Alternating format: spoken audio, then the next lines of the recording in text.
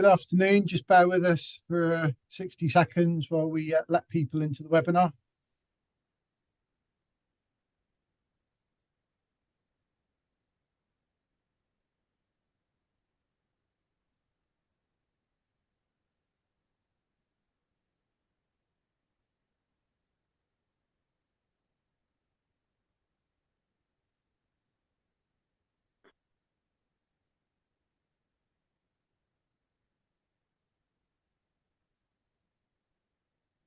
Okay, we will make a start. Welcome to the Recruit webinar, Plastics Recycling Industry Making Citizen Messaging Easy. My name is Stuart Foster, CEO of Recruit, and I'll be looking after the webinar for the next hour and a half. We have some fantastic speakers lined up, Anne Hitch, Laura Fernandez and Helen Holmes, and we'll have time for plenty of discussions and conversation and questions as well. As usual with Zoom, you should find chat function at the bottom, so if you want to pop your questions in there as we go, I'll make sure we pick up as many of those as possible, and the questions we can't answer today we'll try and come back to you afterwards. In terms of making the citizen messaging easy, I think it's not just the plastic recycling industry, it's everybody who's got a stake in making this happen, and every system and every model and every collection scheme that we see has consumers there as a key part of it. So they're a fundamental element of making plastics recycling happen. And certainly that's something I think that's been recognised for many, many years, but it still feels like there's a long way to go to ensure we get it right. And hopefully some of the speakers today can share their expertise, thoughts and projects with us to move in the right direction. We have someone in the background who will respond to a next slide, please, as required for the speakers. And I guess we should make a start. So we'll test the theory out. Next slide, please. There you go. So just a few words about Recruit. So our commitments actually have been broadly similar over the last 35 years or so. We're an independent authority. We like to think we're a trusted voice on plastic resource efficiency, recycling. And it sometimes gets forgotten we are a registered charity as well. And some of our registered charity objectives are to educate the public and consumers around plastic resource efficiency and recycling and to protect the environment.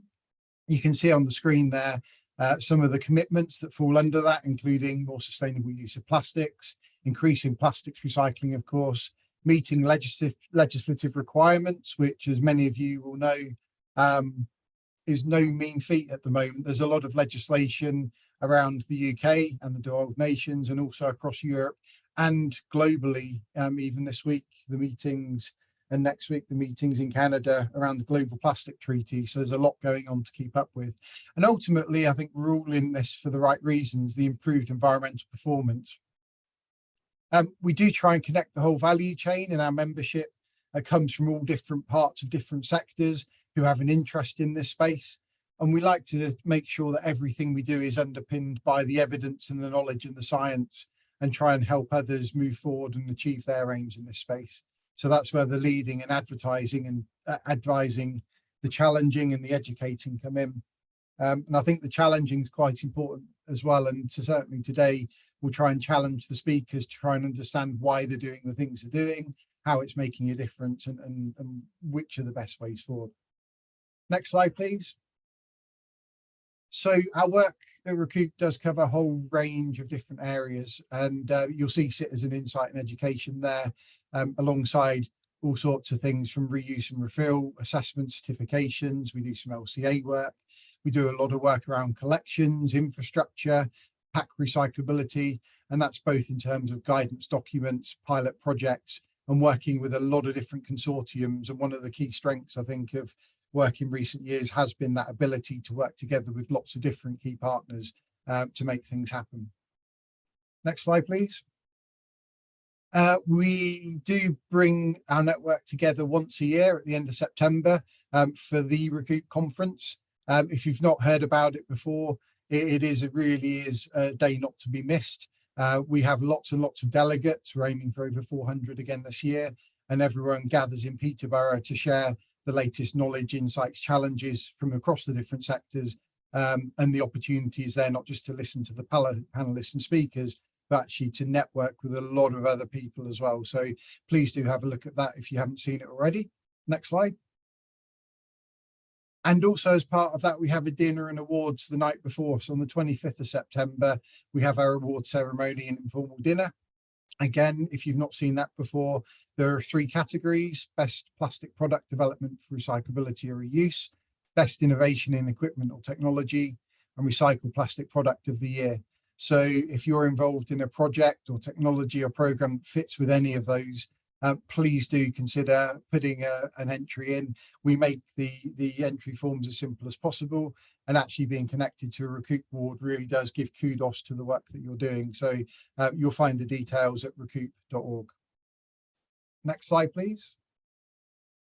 So this is one of the set of spring 2024 webinars. You'll see previous webinars are also available on the website. We've got 2 more coming up, which should be of interest to you. One is actually to meet the awards finalists from last year.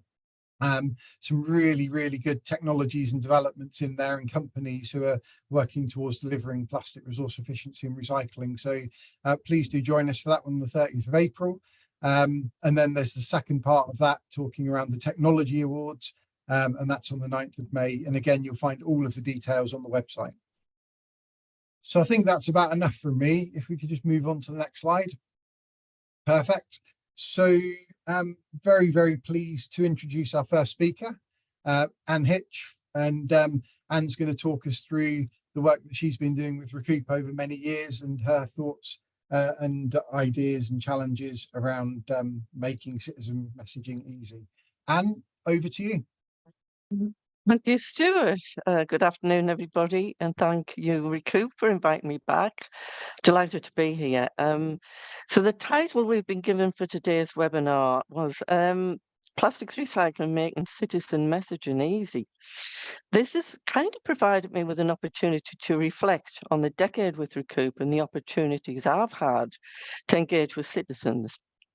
It's been rewarding and has afforded me unique insights into the citizens' views on plastics packaging and the challenges for individuals and organisations to get them to respond to that call to action and to understand plastics.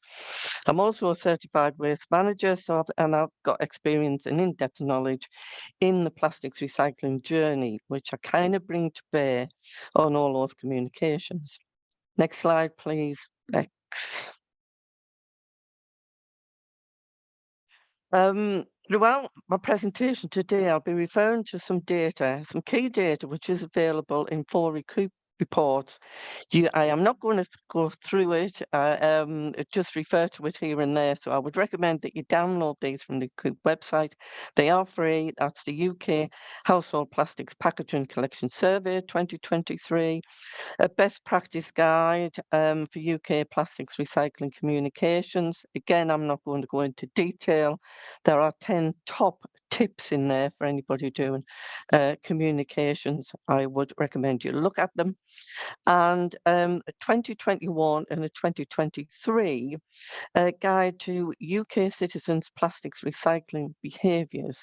Now, these are insights that were compared on the back of Pledge to Recycle and Recoup work within nationally and in Kent and in Durham, and there's some interesting comparisons made there between areas that had communications and areas that didn't. So again, I would recommend you have a look. Next slide, please.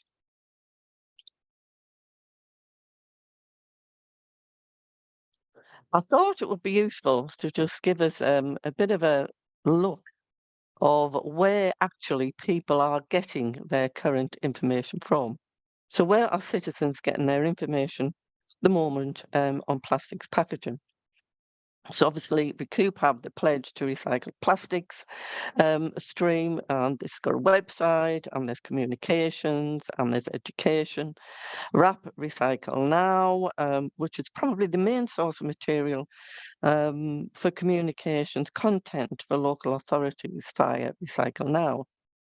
Rapid Plastics Pact had a Clear on Plastics stream, which communicated direct to citizens via the media. The obvious OPRL on the pack labelling, who work quite closely with Recoup with regard to what goes on there. I think they've currently got around 750 members that use the labelling system, but no doubt somebody will correct me and update that. Then we have local authorities. Now, most people will get their communications via their local authorities, and these were normally bin stickers or leaflets, and invariably done when there's a service change. May align with Recycle Now, or Pledge, or combination of both, or may actually be the local authority's own in-house produced comms. Then we might have the brand owner, the retailer's own pack instructions. And these can sometimes actually technically not quite be correct. I've got two examples there. One, which is a toothpaste tube, which says the tube with the cap on can recycle. And whilst I'm technically aware that mono HDPE tubes may well be recyclable, I'm not aware and haven't been made aware of any MRFs that would actually be able to capture these en masse, and not aware of the specific end markets for the product.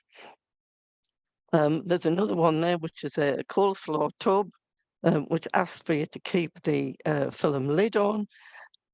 Now, I've tried this, and I can't manage to clean the tub and keep the lid on, and this would be fly against the current instructions from a local authority, or indeed ourselves, would be to remove the lid.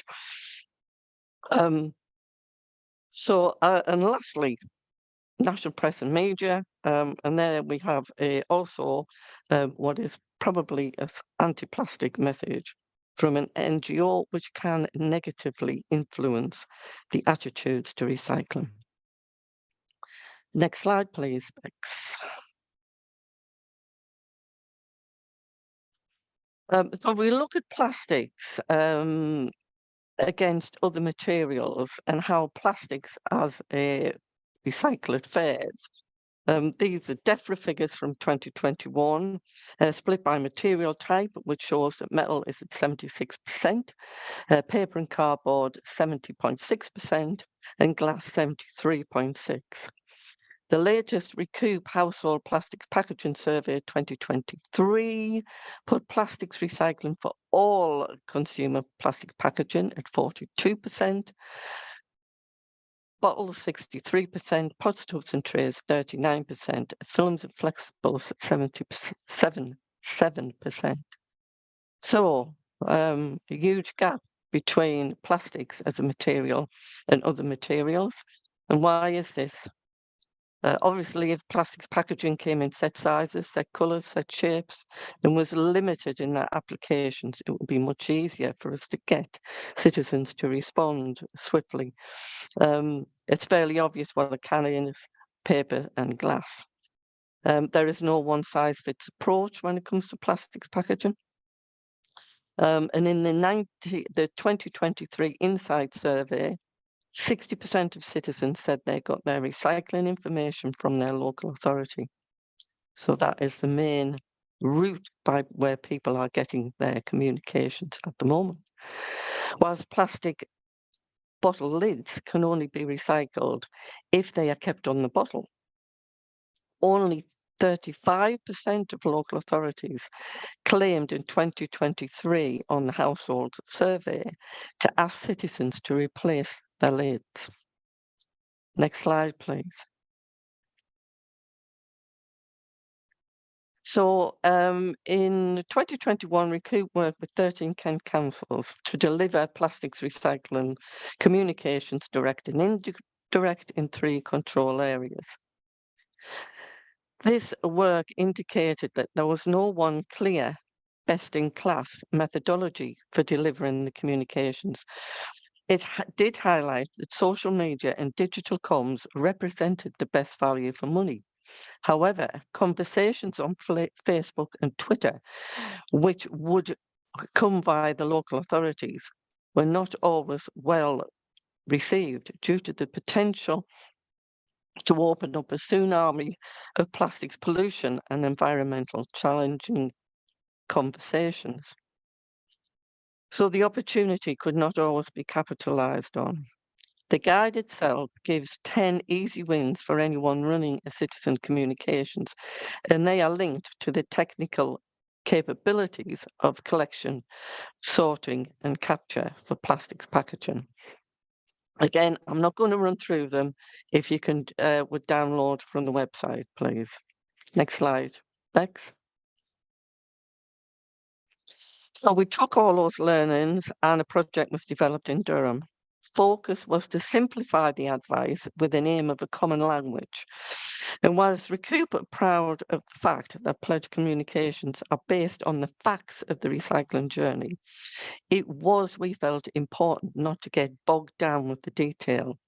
The project concentrated on easy wins where behaviour change could be sustained.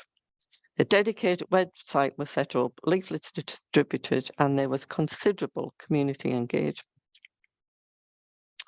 All the communications at this point and all the communications that now are on the new pledge website were based on frequently asked questions of probably the past decade that Recoup through pledge had direct from citizens.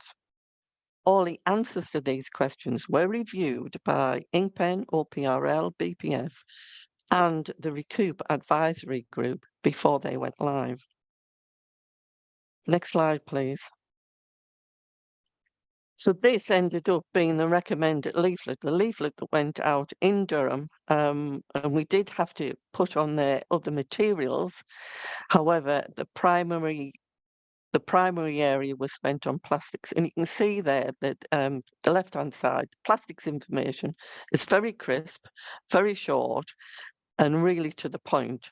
You know, with the drinks bottles lids on, empty squash. So we've taken them through a very simple set of rules. Next slide, please, Bex. The County of Durham and its Before you, community. can you just stop it a minute before we go through this? Research from InkPen and Recoup indicates that citizens are actually more likely to recycle if they understand their recycling journey. So we commissioned 4 videos. The videos go through the HDPE journey, bottle to bottle, PET bottle to bottle, pots, tubs and trays, and what actually happens to them in terms of recycling and where they might go into, and a 4th video, which is the one we're about to show you now, which pulls all that together. Now, this video is front-ended with Durham content at the front and the back. The videos are available without this on, and I believe, and no doubt Stuart will correct me if this position has changed. Recoup and Pledge are happy for these to be shared and used and utilised. Please put them on your website. Please get the message out there. So if you want to avail yourself of those after the presentation, again, as best Bex. So Bex, if you can fire away. If this is about 4 minutes long, so I may stop it halfway through. Thank you. Environment. Recycling right and recycling more is an important part of keeping County Durham tidy. Have you ever wondered what happens to the plastics you recycle? Whether you're out and about or are recycling at home, it's important to recycle right. Empty and then replace the lids on bottles before recycling. Your plastic milk bottles should be given a quick rinse before replacing the lid and recycling. Remove and dispose of film layers and absorbent layers in plastic pots, tubs and trays, as well as any food. Separate different materials from each other, such as the clean card sleeves found around some plastic containers. Rinse off any food residues. You can use your old washing up water to help with buttery tubs and greasy food trays. Put your items clean, dry and loose in your recycling bin. Do not put items in bags. The recycling journey from your house starts with the recycling teams collecting your recycling along with thousands of others. Some recycling lorries have 2 compartments. This allows your council to keep stuff separate that has been put into different bins, such as glass. The lorries unload at material recovery facilities, where the recycling is sorted into different material types, such as paper, cardboard, metals, and plastics. If the recycling is acceptable and not too dirty, it is loaded onto conveyor belts. Staff pick out items that should not be there or are too large or may cause machinery breakdowns. A series of sorting machines help separate the different materials such as paper, cardboard, metals, and plastics. The mixed plastics then pass machines which sort the plastics into plastic types. Plastics are baled and sent to sites that prepare them for use in new packaging and other plastic items. They're cut up into flakes, then washed, removing any labels and other impurities. The flakes are sorted by colour and quality before being melted into pellets. PET pellets are moulded into small test tube shapes with a screw top. These are transported more efficiently to bottling factories compared to full-size bottles. Here they are heated to make them soft and are blown up to make a full-size bottle, ready to fill. HDPE pellets from milk bottles are sent direct to milk bottling sites where they're heated and moulded into new bottles, ready for labelling, filling with milk and packing on trolleys ready for delivery to shops. Pellets from pots, tubs and trays and cleaning product bottles are used to make new plastic products such as playground equipment, toys, car parts and items for construction. These are just some of the ways our plastics are given a second life. Thank you. Next slide, and thank you to Wastebusters who we worked with on that. So that I think that they are available on the Pledge website. So again, please go and have a look. And if you want the actual videos, have on your own website as specs. So I'm going to quickly go through a couple of slides which demonstrate how when we've actually worked in the community, there has been a raised awareness and a raised understanding, and people are declaring that they are likely to recycle more. So following on from the work we did in Durham, last year, we were also running a survey face-to-face and online nationally, and we took the data, the national data and the Durham data, and compared the two. And you can see there that when it came to pots, tubs and trays, there was quite a considerable increase in the people that were in Durham that were saying they were recycling every time, as opposed to the UK average. Now, this was their declared recycling behaviours, and it gave an indication of what people wanted to do, what was their desired behaviour. Next slide, please, Bex. And the same trend continued with plastic bottles. It was interesting that last year, nationally, we saw a drop in the UK average of people saying they recycled drinks bottles every time. And Durham actually reflected an increase, because if I remember rightly, I think the year before it was around about 90%. So again, this is sustained behaviour change. However, can only be kept up and can only bring about real everyday changes in behaviour if we keep the conversation going, we keep the investment going, and we keep driving home that message until the key facts about plastics packaging are understood and retained. Next slide, please, Bex. So I think we all know this phrase, this well-known phrase that if we keep doing what we're doing, we're going to keep getting what we're getting.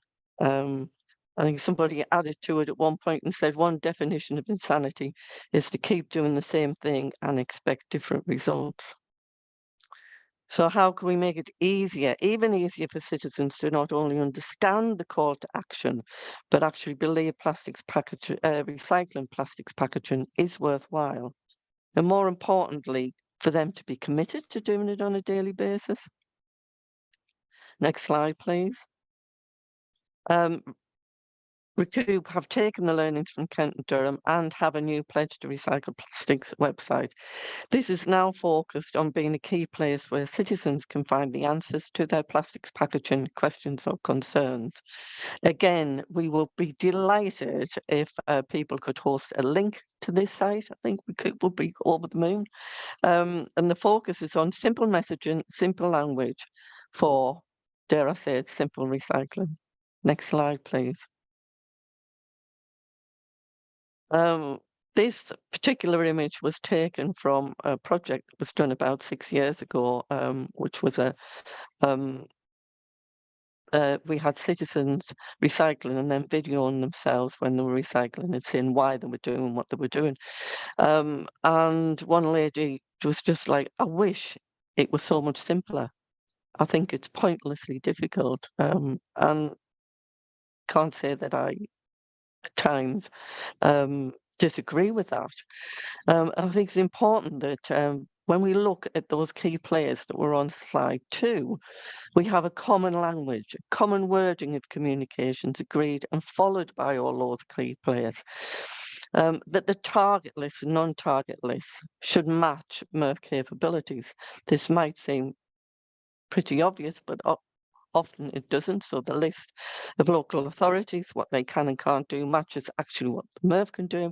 And the PAC instructions ensure no unsubstantiated claims.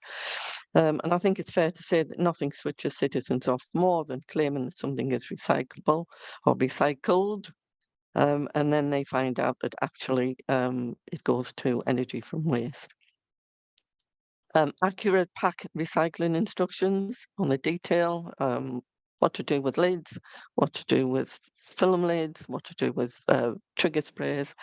To utilise technology to deliver direct messaging on PACs to optimise those opportunities which we have via digital technologies. And there are some fantastic opportunities here, and I think Laura will be taking us through those, because this represents, for my mind, I got really excited when I saw this stream of work coming through, because I think it does represent the future. And lastly, investment and investment and investment. To enable plastics recycling communications to be nationwide, we need that investment, that ongoing continuity, because I'd like to see it on the, on the adverts between Coronation Street and whenever. It really needs to be in people's faces. And last slide, next slide, please. So finally, we ask our questions. We do ask, will policy and legislation deliver the desired outcome, the long-awaited extended producer responsibility? Will it have that communications pot of gold budget? And will those then communications be accurate, simple, technically correct, and backed by all the key players across the recycling value stream? Obviously, as other things come into play, such as simple recycling and eventually some time deposit return schemes, when we're looking at those, communications may have to change in terms of empty, squash. We may no longer be asking people to squash, so we've got to be able to keep these communications ongoing. Last slide. So thank you for listening. So hopefully there'll be some interesting bits there. As I would say, we go on and download those reports in detail. Thank you. Brilliant. Excellent. Thank you, Anne. So just a reminder, if you have any questions, there is a Q&A button at the bottom. Please pop them in there and we will pick them up. Just also to say that I know Anne will need to be leaving us in about 15 minutes. So if you've got any questions that you think of later on, we can pass those on and come back to you afterwards. So yeah, quite a lot to unpack there, I think. First of all, I should say that I remember probably mid-2000s that the aluminium and can sector had those national adverts in the middle of Coronation Street, where a can could be turned into a plane or whatever else.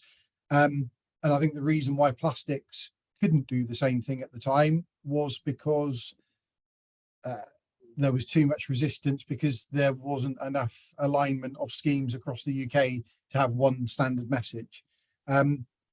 I guess we'll bring Laura and Helen into this as well, but do you think we're now closer to being able to have that consistent message, or how much do you have to change the messaging between one local authority and the next?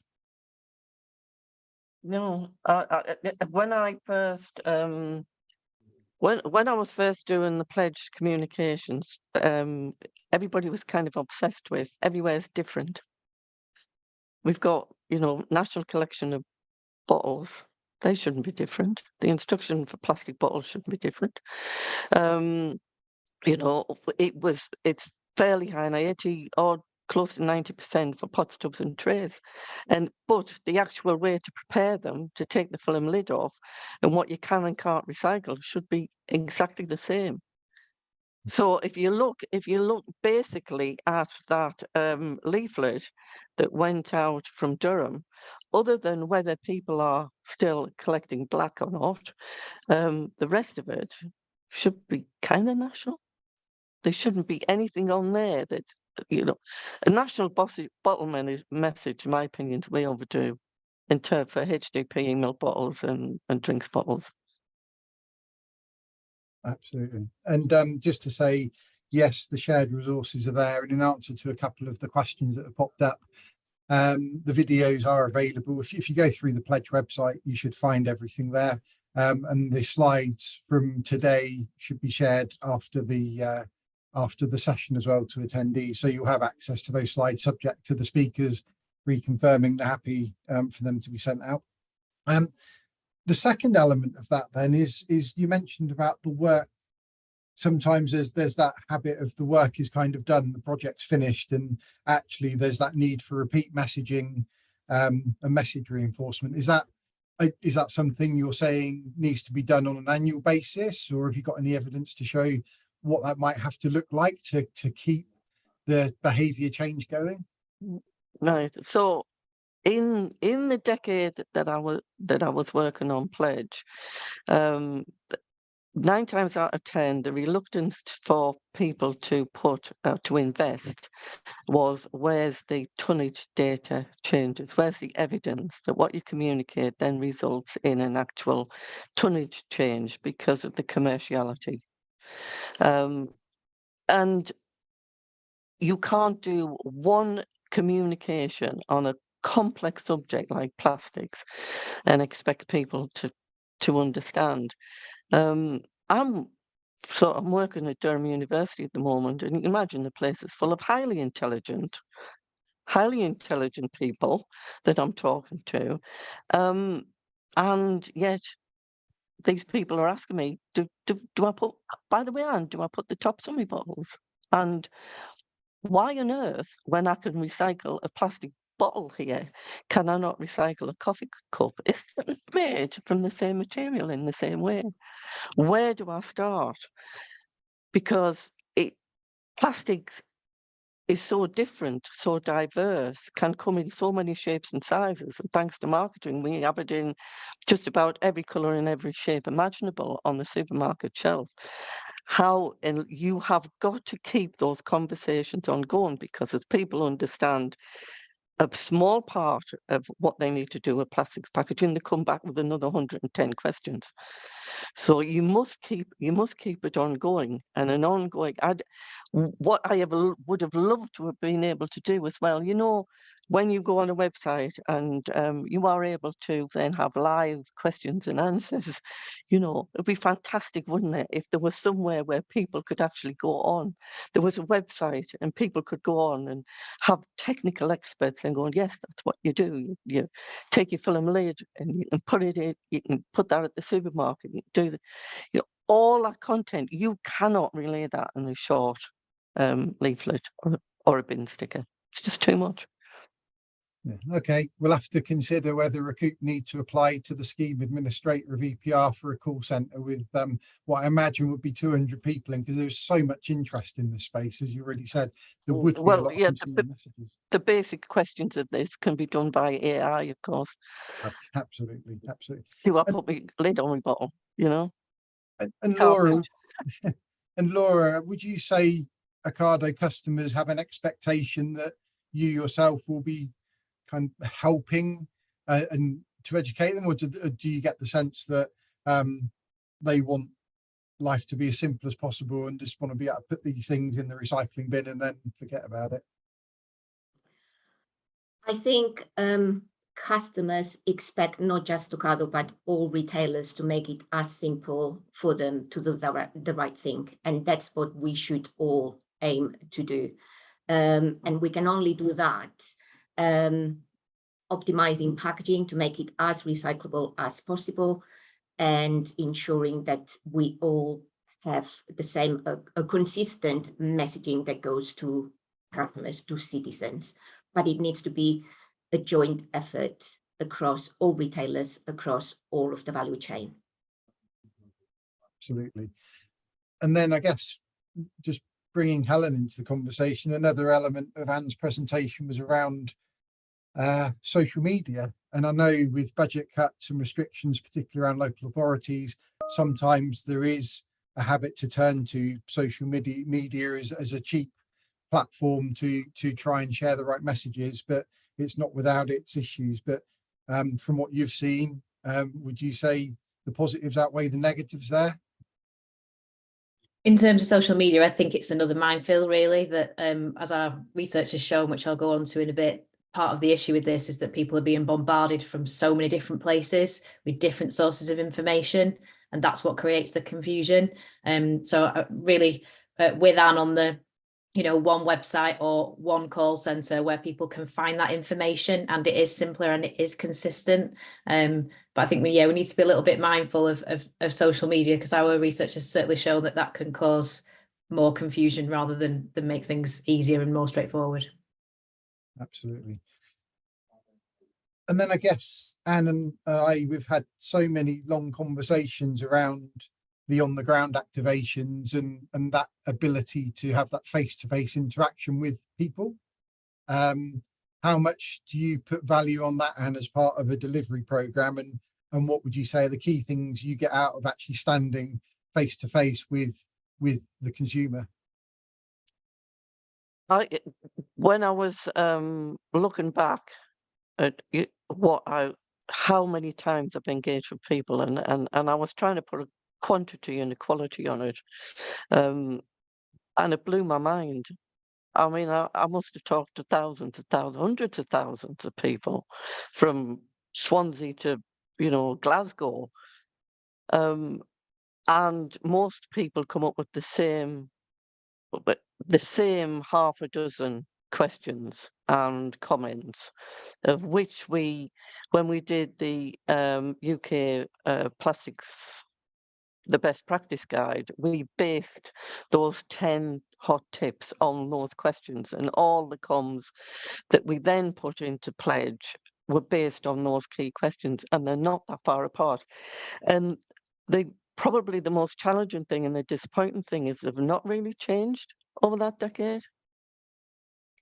They've not really matured or developed into something else, other than at one point people were anti-plastics, and then when we got the pressures on the economy, they were less so. It was more about the worries more about the pound in the pocket than being anti-plastics per se. So it is not evolved, or it's not really changed that much over time, and I think that's because, again, we go in, we do one thing, and we come back out. But it is invaluable to understand, and I do wish that some people within the value chain, and probably higher up in the value chain, that sometimes took themselves off to the nearest supermarket and did a bit of engagement. You might get to learn a few things about how little people actually get in terms of plastics packaging. That probably isn't as positive as you would like it. I find it rewarding, because as they leave, I know then that they've got it and they're going to tell their friends. And again, schools, the most rewarding thing I've ever done is to go into a school, but you can't afford to go into every school. It's expensive and it's time consuming, and you need feet on the ground. And I guess that's a nice place to finish off with the final question, Anne. And so, again, we've talked about the Durham engagement, the Kent engagement, of course, the local authorities and waste contractors are involved, but quite a lot of the engagement also then, and the focus should be placed on schools activations and engagement as well. Yeah, the community, young and old. I mean, I've talked to 5-year-olds up to 95-year-olds, and the engagement is just as rewarding and just as you know, when you've got 300 school children and they're being ushered out of the room by the teachers because they just want to ask you more and more and more and more and more questions, and they are engaged. But we've got to keep them engaged, and the only way we can keep them engaged is to have it on media, so they don't just see it in the school, they see it as they go home, they see it when they've got the TV on, they see it when they're watching Peppa Pig. You know, it should be that's where we need to be in terms of engagement. Perfect. Thank you very much for that, Anne. Very insightful. And as you said, I think there's a lot of good work that's gone on over the last 10 years, but yeah, there's still a long way to go. And we can't get away from the potential role of policy and legislation. If we get it right, that was really going to help engage the citizen and make the recycling message easy. So Anne, thank you very much. We shall now move on to our next speaker. We have Laura Fernandez from Ocado and also a member of the Recoup board. Laura, over to you. Thank you very much, Stuart, and thank you very much, Recoup, for the opportunity to participate in this webinar on consumer engagement, which is so crucial. My name is Laura Fernandez. I'm the Senior Sustainability Manager at Ocado Retail. I've been here now for 3 years, previously at Marks & Spencer. And I moved to Ocado to give packaging an identity and strategy. In 2022, my remit expanded to now cover sustainability for the business. So the plan for the session today is, first of all, I will take you very briefly through Ocado, a little bit about our sustainability strategy and where consumer engagement and innovation fit in. I'll take you through not one, but through 2 different trials that we did on digital technology. And then I will cover our plans for the future. So I hope that sounds good. Next slide, please. Thanks, Bex. So Ocado Retail is a 50-50 joint venture between Ocado Group and Marks & Spencer. And we've got over 1 million active customers. So that's customers that regularly shop with us. We delight these customers with more than 50,000 lines at any one point on our web shop. In fact, we are the largest dedicated online supermarket in the world. And these lines include own brand, about 800 lines. We've got Marks & Spencer, about 7,000 lines. And the rest of the lines, it's brands, those big players, but as well, those are small suppliers that we nurture and we give them the opportunity to commercialize their products that you can only find at Ocado. We have great accuracy and on-time delivery thanks to our advanced technology. Next slide, please. So in 2019, the business had a number of commitments, but no clear plan on how we were going to achieve those commitments. So we've been extremely busy in the past 18 months.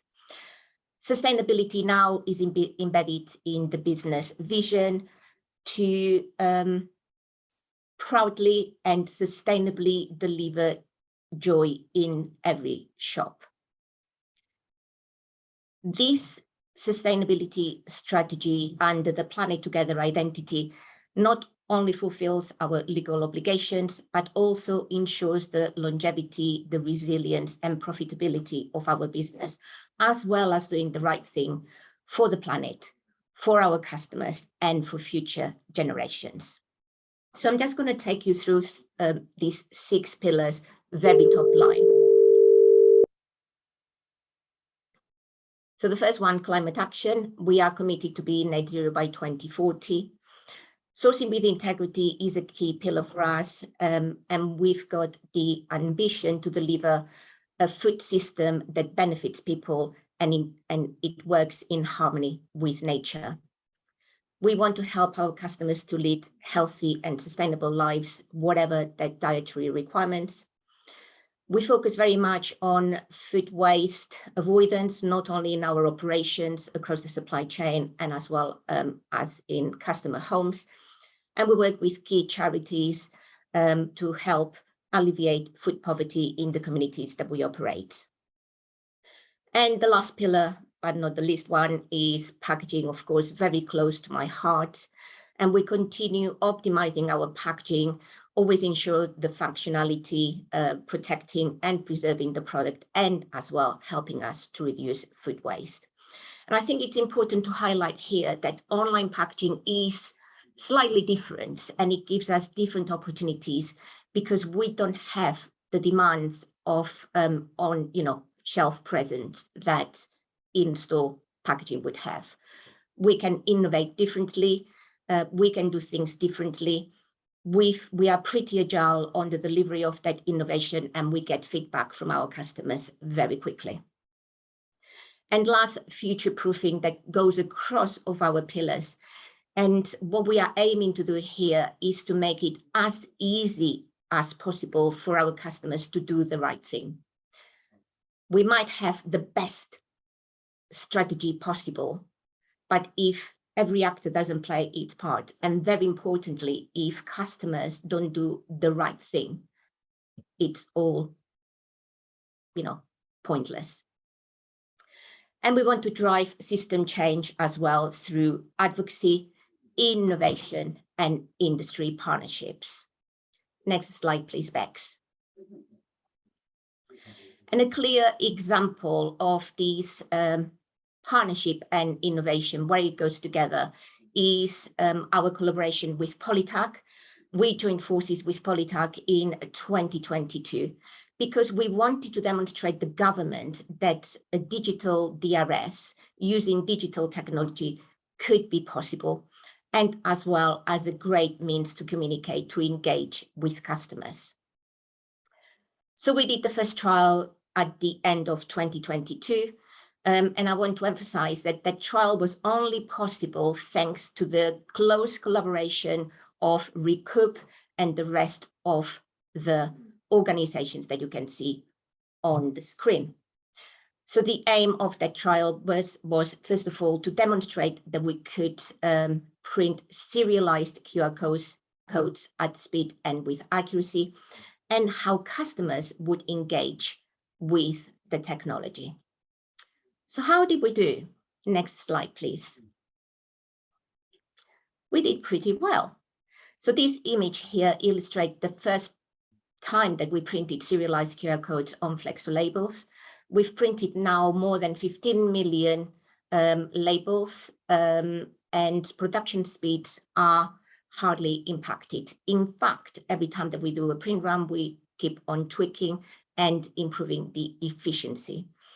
And from a cost perspective, it's the additional cost of an extra ink. So it's pretty doable, don't you think? Next slide, please.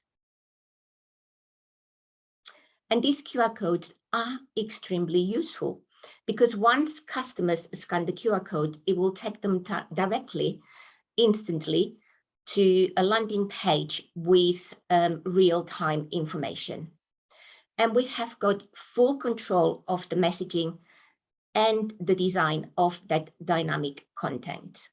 In fact, the trial lasted for 12 weeks, and we developed a campaign, a landing page for each week of that trial. And we can add, it's very easy for us to talk to customers about the important things for them, and as well the things that are important for us as Ocado Retail. And we can embed links, we can embed videos, surveys, you name it. Everything is possible. The Polytag technology gives us access as well to very detailed analytics, so we can track how customers engage with the technology in real time. That's how we know that the engagement rate was nearly 33%, and that our customers spent a dwell time on the landing page of 29 seconds. So this is extremely great result for this type of technology. Next slide, please. I mentioned before that you can embed surveys within the landing page. So we embedded a survey to assess customers' attitudes towards deposit return scheme. What we found out is that only 23% of customers were aware of what a deposit return scheme was. So unfortunately, the government has got a little bit of a job to do here. Once explained, 58% of customers said that they were unlikely to use a reverse vending machine. However, 80% of those customers said that were very likely to use a QR code to redeem their deposit and recycle the bottle. Next slide, please. So what did we do then? So we continued our collaboration with Polytag, and we also engaged with Bauer. Bauer is a recycling app developer, because we wanted to demonstrate that the digital DRS technology was available or is available now, and customers can be rewarded for recycling. So we did the next trial last July. And what we did is we didn't add a deposit to our milk bottles. We were doing the trial of milk bottles, exactly the same as the first trial. What we did was reward customers with 20p whenever they scanned the QR code, went onto the landing page, downloaded the Bauer app, and then recycled the bottle.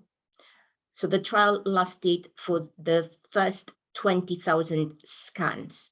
And what's important to note here is that this needs to be a serialized QR code, a unique every time QR code, to be able to work with digital technology, digital DRS.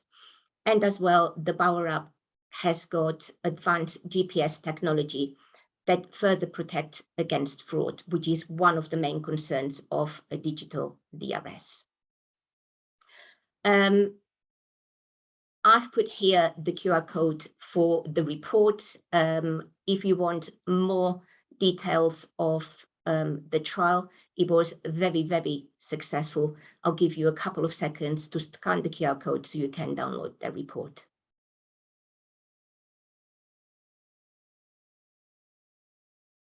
Next slide, please. So just a recap, because it was such an overwhelmingly successful trial, with customers really engaging with the technology. So we redeemed 20,000 20p rewards in 55 days with a conversion rate of 85%. So that means that 85% of customers that scanned the QR code downloaded the Bauer app. So that's 8 in every 10 customers. It's a fantastic result. And what we observed as well is that on average, each customer recycled 7.5 bottles during the trial. So that means that the behavior was sticking. Money Saving Expert as well took upon themselves to do a survey on Twitter where they were asking customers if they would like to see other supermarkets do, rewarding customers for recycling. Overwhelming response of 90% said yes. So we are very enthused about this technology. Next slide, please.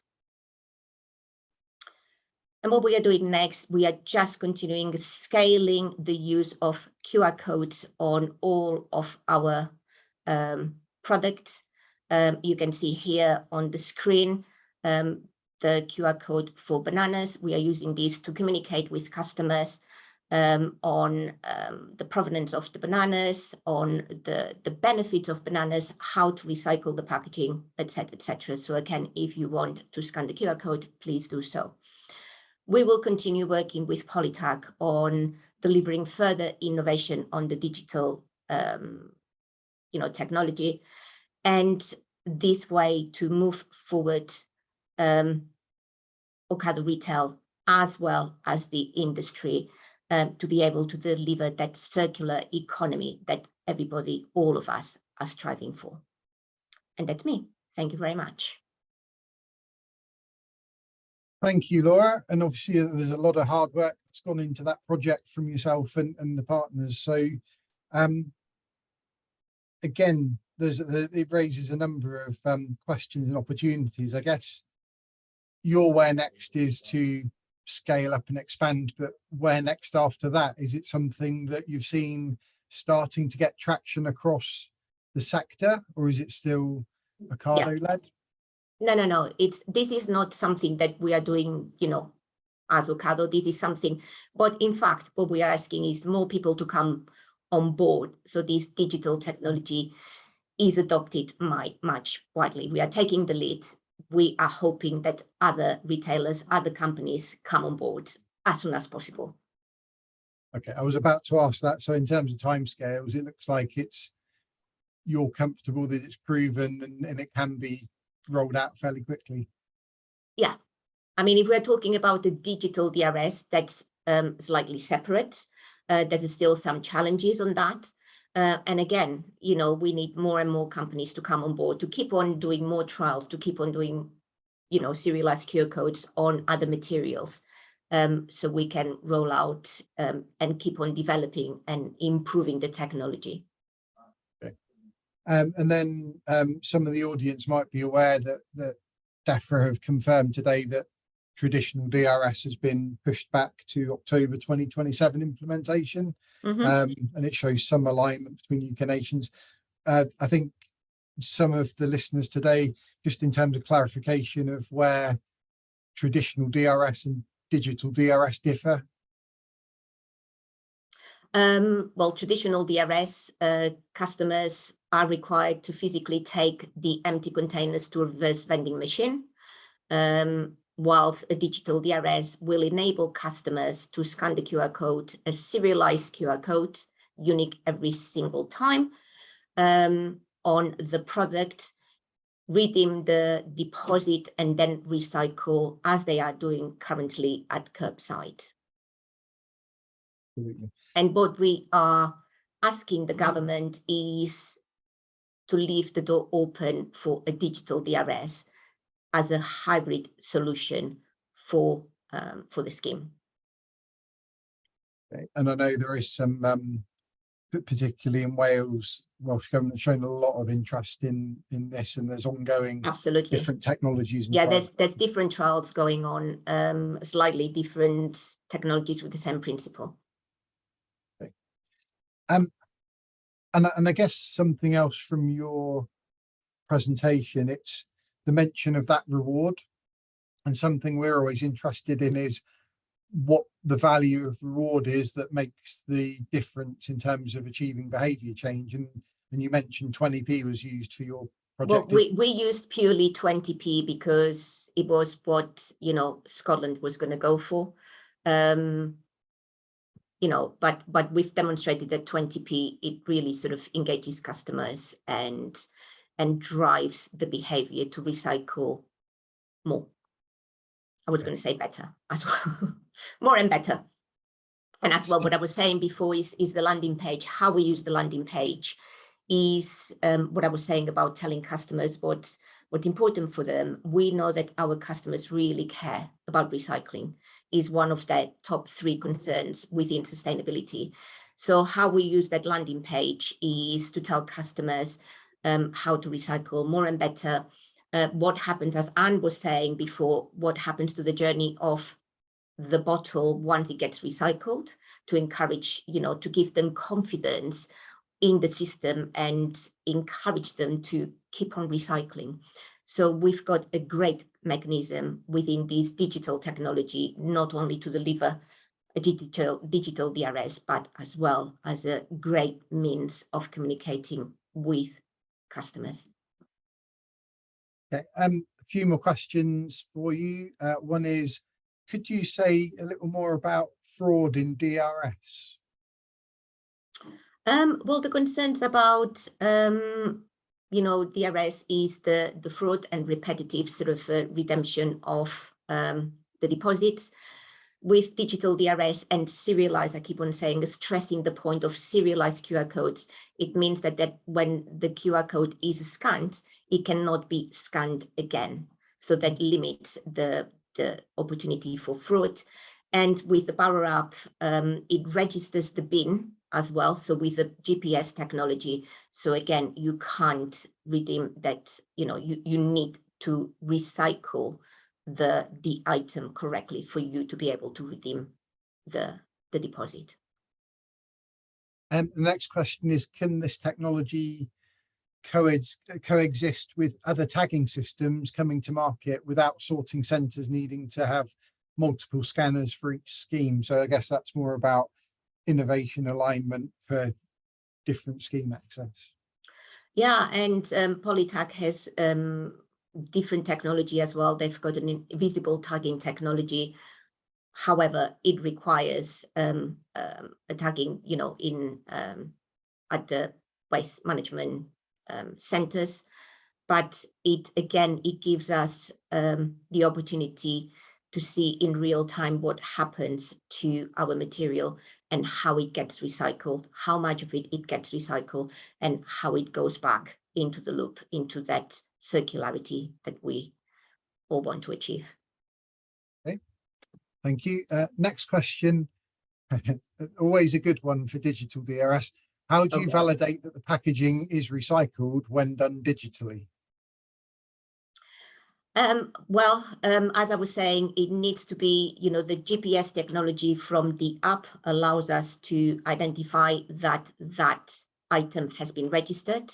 And then the idea that those bins as well will have a QR code that will be scanned, and then it can be directed to the actual customer. So it's the link between the item and the bin back to the customer. Thank you. And the final question, did you notice much variation in the trial results with missing labels? Missing labels in what sense? So that's all I've got. I think it means so we did the trial on milk bottles. No, aware that milk bottles are not part of a deposit return scheme. The reason why we did the milk bottles was because of the high volume, high frequency, and we wanted results for the trials, as quick as possible. We didn't have any issues with missing labels at all. Okay. There was a couple of hiccups with QR codes not being, printed correctly, but, very small percentage.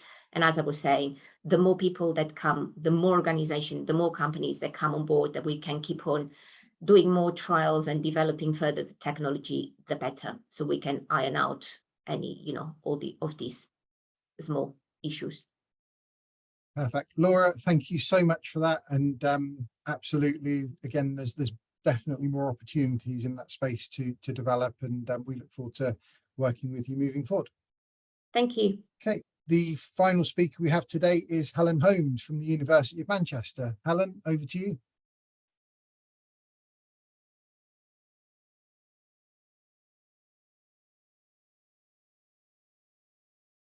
Sorry, I am struggling to find the arrows for pushing this on. It's not working. If you just click, Helen, it should let you carry on. No. Okay, do you want me to control them then? Yeah, if you would, thank you. Yeah, no worries. Thanks, everybody, and nice to meet you all. So I'm Dr. Helen Holmes. I'm from the University of Manchester, and I have to apologise for my title slide because, as you may see, I've taken this from another workshop that we've done. So this is one that we use just to present the project and everybody in the team. And this is the third seminar I've done this week, so everything is merging together. So apologies. Hopefully I will stay on point. Next slide, please. Thank you. So I'm part of a large team that have just completed a 3-year project looking into the challenges and barriers of household plastic recycling. This project's been quite unique in that we have had different disciplines involved. We've got polymer scientist, and I should caveat now that I'm not a polymer scientist, so I've got better over the time, but still can't really answer many of the polymer science questions. So we've got polymer scientists, myself who's a social scientist, and we've got an economist as well who's been looking at business models. We've worked with 27 industry partners, including Recoup as well within that, thank you, and some other policy partners as well. And we've been funded by UKRI's Industrial Strategy Challenge Fund into smart, sustainable plastic packaging.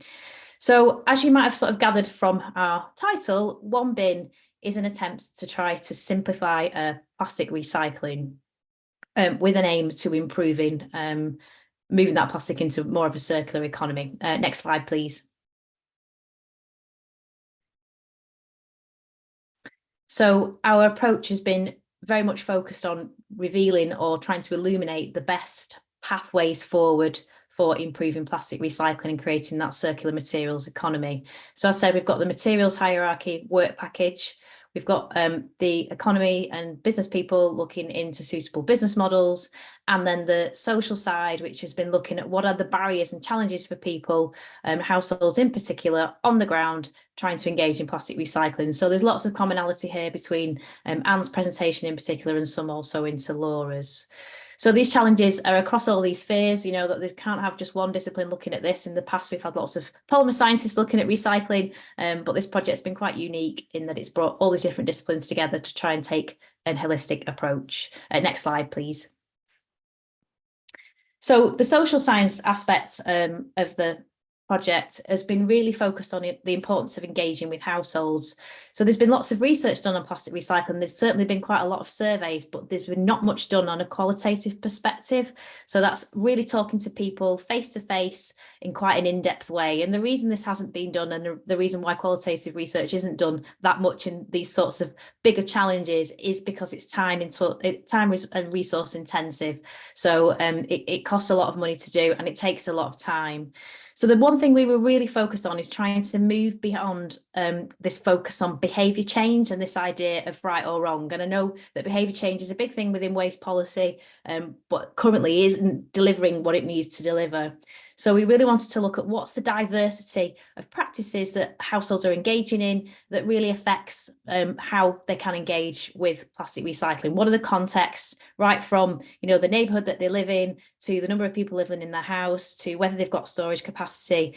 All these things play a part in how the extent to which they can engage with household recycling schemes. So we really wanted to think more about and explore what's happening on the ground. So what we call these micro practices of what's going on in people's kitchens when they make those decisions to put something in the bin. You know, do they wash it? Do they crush it? Do they try and de-engineer it, which is what we had in lots of instances of people pulling things apart? What are they actually doing? So we wanted to design a methodology that really got to grips with that. Next slide, please. So we undertook some household trials, and this was in conjunction with the material scientists. So we took a small sample, it's only 30 households in an area of Greater Manchester. But what we did was we took a varied sample across the indices of deprivation. So we took 10 households in the most deprived area, 10 households in the least deprived area, and 10 households in the middle. And part of the reason for that is that there's quite a lot of, I wouldn't say research, but assumptions out there that those that care less about recycling are in most deprived areas. And our research was quite unique in that it found that that actually wasn't the case. So there might be differences in what goes into the bin and rates of contamination, but actually the extent to which people were cared and were trying to do their best with recycling didn't change. So we took these 30 households, we had an initial interview with them, we spoke to them about what their current thoughts were around recycling, what they found difficult, how their consumption practices, what they bought in the supermarket, what they didn't buy might then influence, you know, the extent to which that they were able to recycle it. So really took quite an holistic approach to those initial interviews. We then gave them a new bin, which required lots of coordination with the local authority and also with Biffa, who supplied us with the bins, and said to them, we want you to put anything you think is plastic into that bin.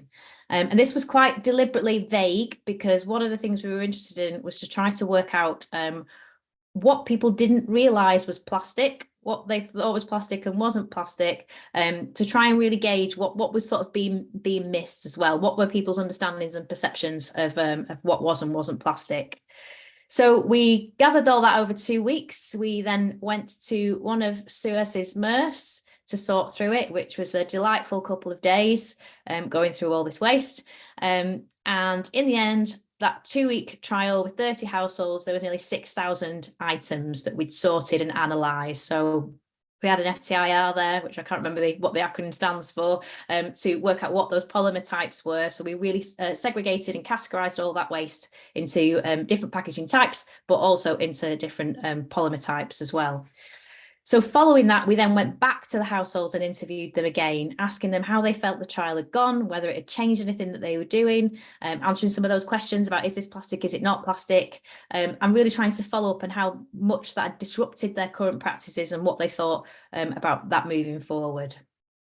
Next slide, please. So the title seems to be missing off my slides, but this one should say that actions downstream impact the whole of the supply chain.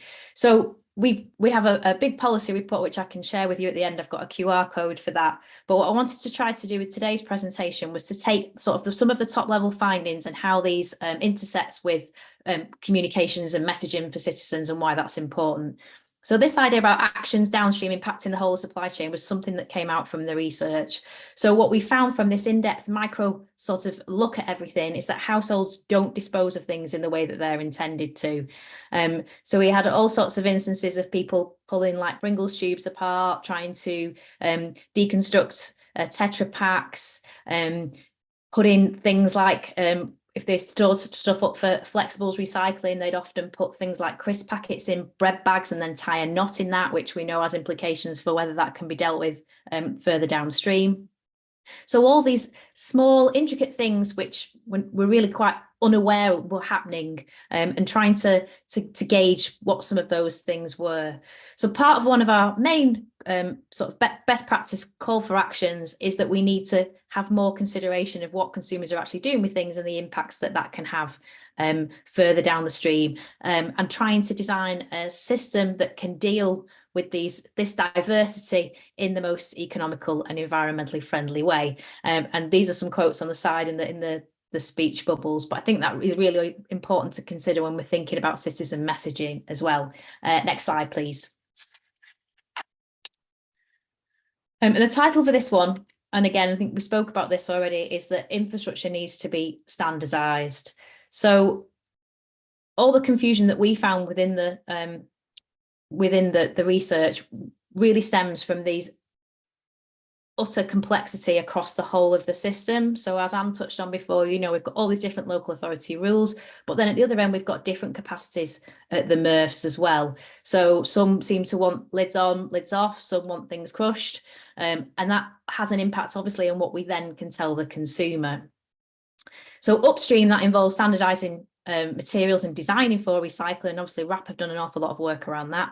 But downstream, that really requires this consistent messaging, consistent curbside collection, and obviously significant investment in infrastructure as well to enable this to happen. So again, some quotes at the side there. I take my pots, tubs and trays to my mum's in Cumbria because Manchester currently only recycle plastic bottles. They're one of the 11% that don't take pots, tubs and trays.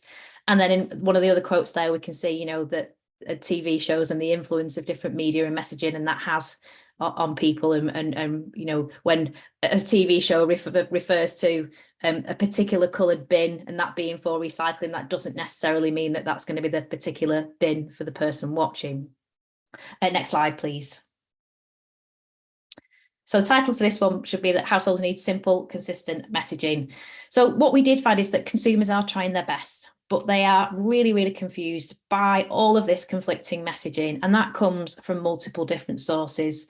So we've got policy sources, and that's national, not always mirroring what local says, and particularly in some of the things that might get released.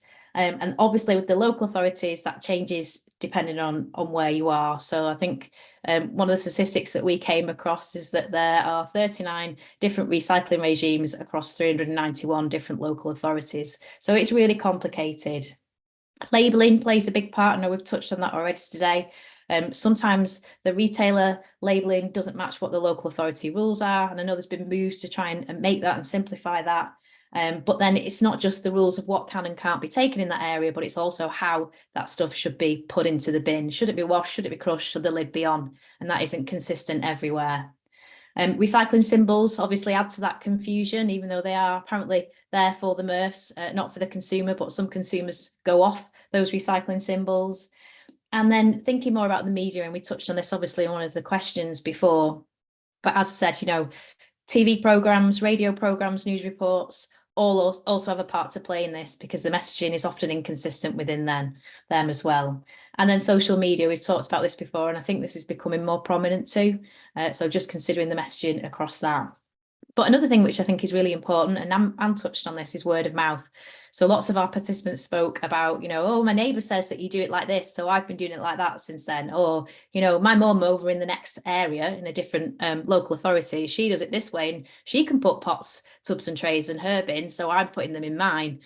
So there's lots of competing messages, which is creating part of this problem. Next slide, please. So title of this one is What's the Answer? So as we've said, clear and consistent messaging, which is in line with improved and standardised infrastructure. So again, thinking holistically across the supply chain.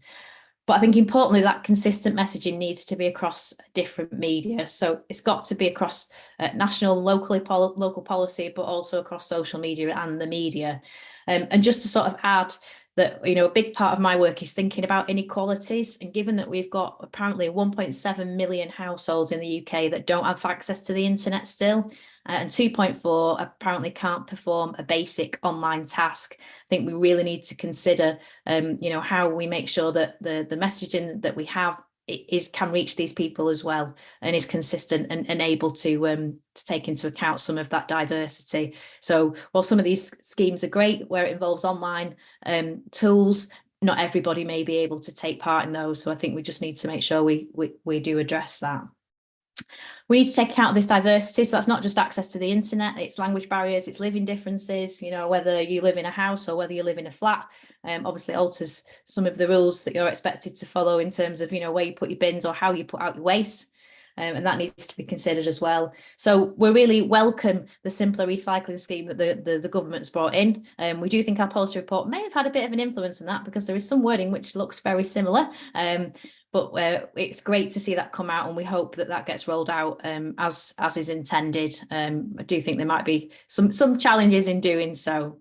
And then, oh, sorry, next slide, please.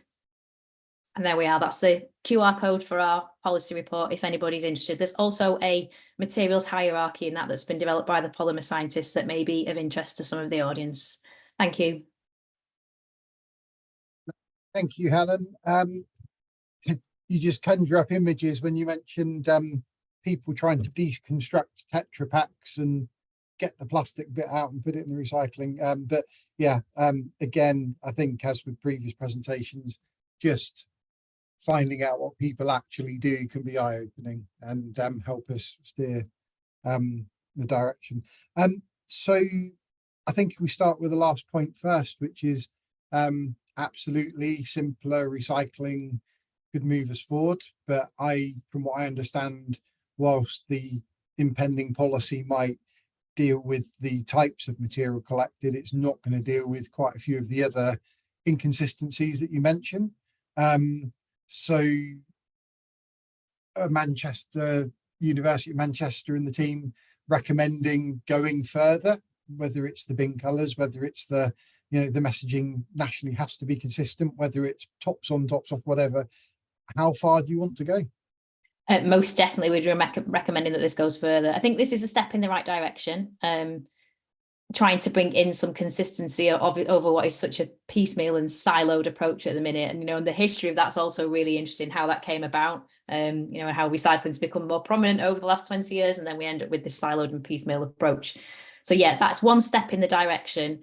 Somebody asked me about the colour of bins on another seminar the other day. And I think the problem with changing the colour of the bins is that it's going to be really expensive and also not particularly sustainable to do. So whilst it would be great if the bin colours were all the same, I don't think that's going to be feasible for now anyway. But really for us, the changes that need to be made, messaging undoubtedly, and messaging across the system, and then thinking more, excuse me, more upstream.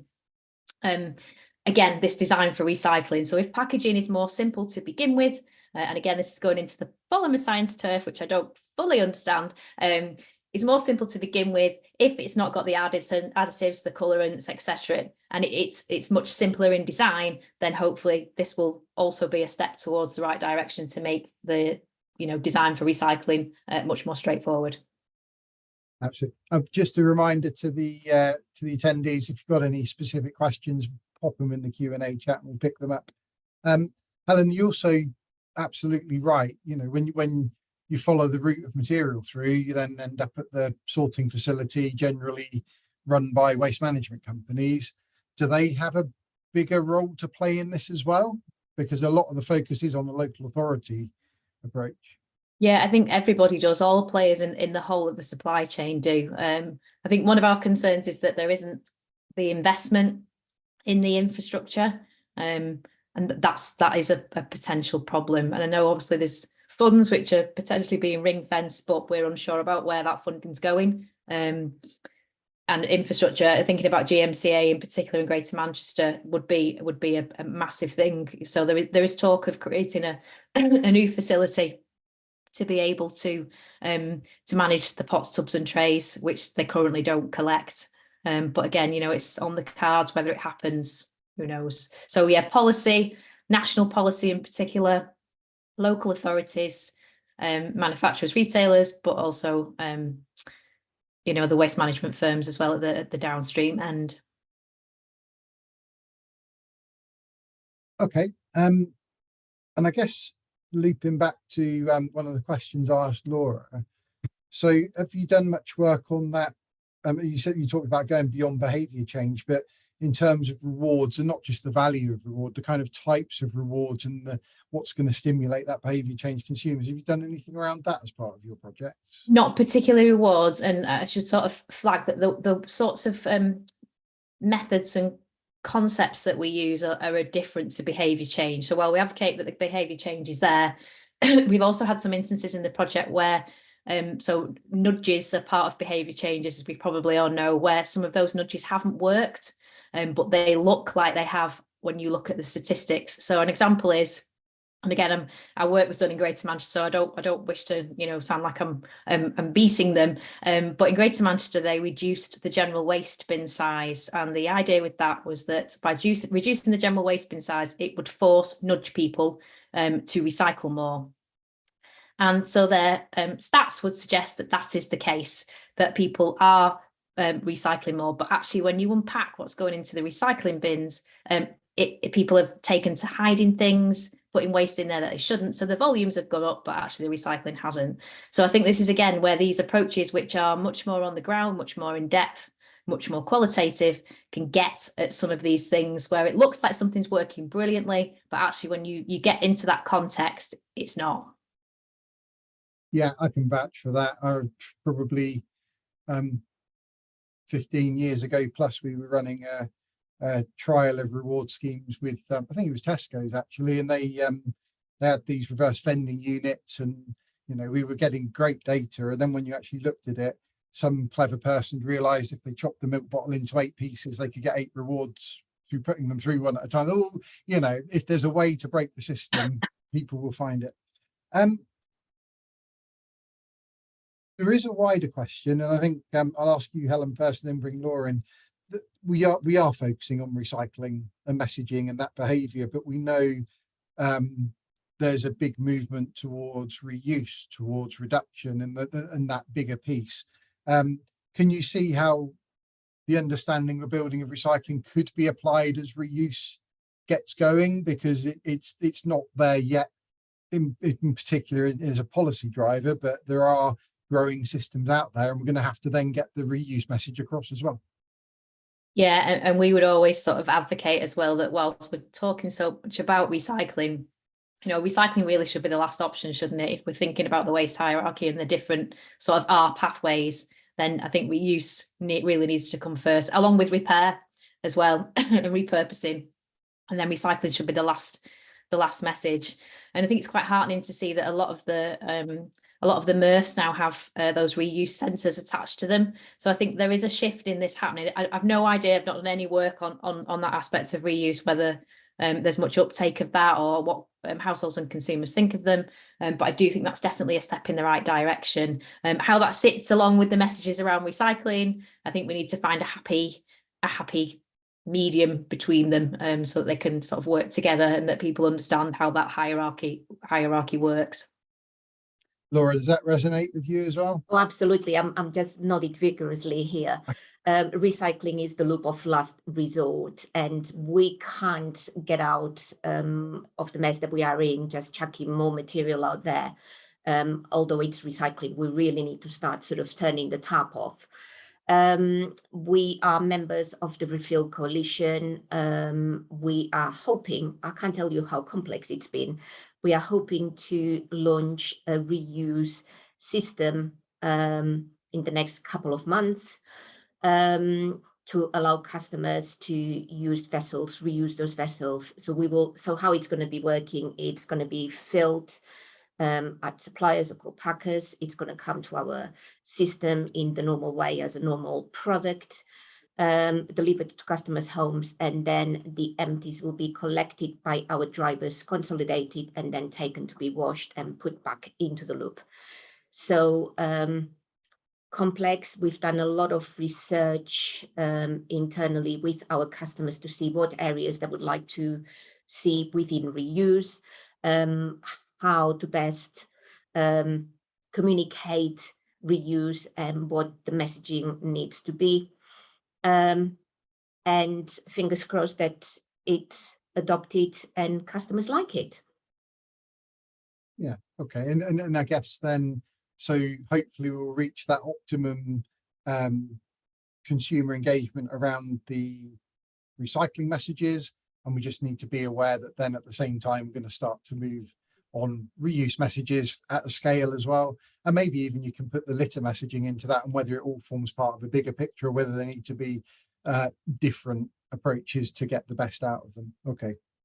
I think it needs to be very clearly highlighted that it's a reuse container, then they don't recycle it. And of course, what we need to make sure is that at the end of the life, that vessel must be recyclable. And Laura, while I've got you, just a legacy question from your presentation. So when you use the QR codes, you supply them to clients, how do you track the return rates? So I don't supply QR codes to suppliers. So we put the QR codes on our labels, and we've got detailed analytics through Polytag, a platform that we can see how they are used, when they are used, and how long they are used. I think it's that system in the collection facility that then provides that data. Oh, that's slightly different. That's UV tagging, which is a sort of technology that sits alongside. Yeah. Okay. Thank you. Another question here, I guess it could be for both of you. With changes like simpler recycling and EPR, how do we communicate these changes effectively to citizens and put the plans for national campaigns in place? And I guess my immediate response to that is I would want to know more about how the scheme administrator is set up and how it's going to be funded as part of that question. But yeah, so, okay, there's going to be a lot of changes. How does that work in practice in terms of effectively communicating to the public what's going on?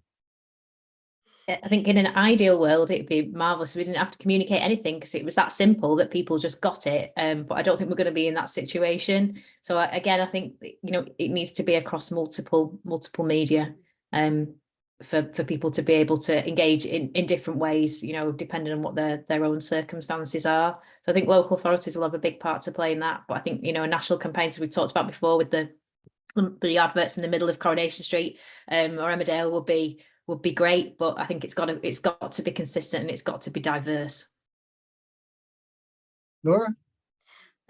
Fully aligned with Helen. I would just add consistency, you know, across all channels, and simplicity.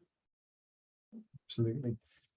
So, as with any interesting topic like this, the time has flown by and we've kind of come to an end. I guess a final question to you both would be, what would you say to those who are thinking of removing recycling messaging developments, behaviour change work due to budgets in terms of its importance, and actually in terms of then where we're going to get to in the next 5 years, where could we be? Nice easy one to finish. Helen, do you want to go first? Yeah, do you want the cynical answer or the positive answer? Go for both. So I think in terms of those as budgets are being cut, we totally get that. Looking at local authority budgets have been absolutely slashed. I think I'd just be a plea for please don't. This is really important, and obviously if things are simpler, then hopefully the messaging that you can get across can be simpler and it won't take up as much budget. I think in terms of the next 5 years, my cynical answer would be, I think that's really going to depend on who we have in government. And when any of these things come off, I mean, how many times has DRS been put back now? And sort of the social science in me is wanting to sort of scream that this is just inertia, isn't it? And the same things being pushed back continually because they don't have the answers or perhaps the funding to be able to do it. So sorry to be negative, but that's okay. No, we like the truth, the whole truth and nothing but the truth, Laura. Sorry, I'm being chucked out of the room. I just want to say we need to carry on because as we were saying before, if we don't get consumers to do the right thing, we will never be there. So yeah, keep on sort of communicating, engaging, simplicity and consistency. Okay, so thank you to all the attendees for listening in. And Laura, Helen, thank you so much for your time, really insightful. And as I said, I actually think there's a lot of positives out there, but yeah, still a lot more work to be done. If you're a Recruit member, look out for the various project updates and information and as it will come through. If you're not a Recruit member, please come and talk to us. Your support would be really valued as we keep moving forward in this space. So thank you once again to everybody and hope you have a good rest of your day. Thank you very much. thank you. Bye.